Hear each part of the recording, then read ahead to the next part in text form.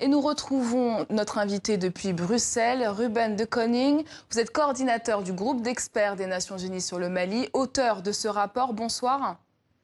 Bonsoir. Alors vous citez clairement dans votre rapport des responsables, Al-Kassoum Ag Abdoulaye, Ousmane Ag Mohamedoun, Baï Coulibaly. C'est plutôt rare dans les rapports de l'ONU. Pourquoi cette démarche?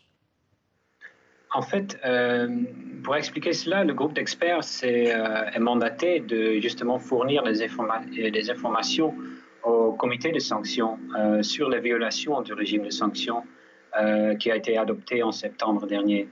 Et c'est par après que le comité de sanctions peut soumettre des responsables pour les sanctions ciblées.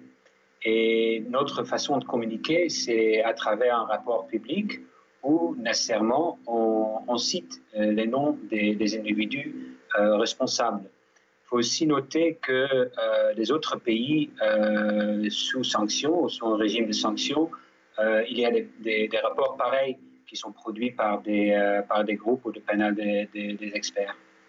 Et selon vous, qu'est-ce qui freine le plus l'application des accords d'Alger aujourd'hui? C'est l'intérêt politique ou les intérêts mafieux et individuels?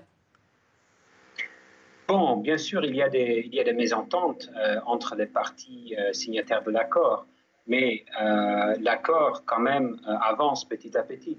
Donc, on ne parle pas des obstacles posés par les parties signataires, et par contre, on insiste plutôt sur des individus membres des différents parties signataires qui menacent la mise en œuvre de l'accord à travers leur implication dans la criminalité organisée et à travers leur complicité avec les groupes terroristes.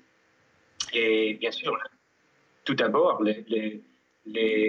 l'implication dans la criminalité organisée a produit des affrontements entre les membres de la CMA et les plateformes qui sont en compétition pour la sécurisation des convois de drogue, par exemple. Et c'est une claire violation du cessez-le-feu. Et bien sûr, la complicité met en cause, la complicité avec les groupes terroristes, met en cause l'objectif principal de l'accord, c'est de lutter ensemble contre le terrorisme avec une armée reconstituée où se retrouvent les différents partis, y compris des mouvements signataires. Merci beaucoup, Ruben de Koning, d'avoir répondu aux questions de TV.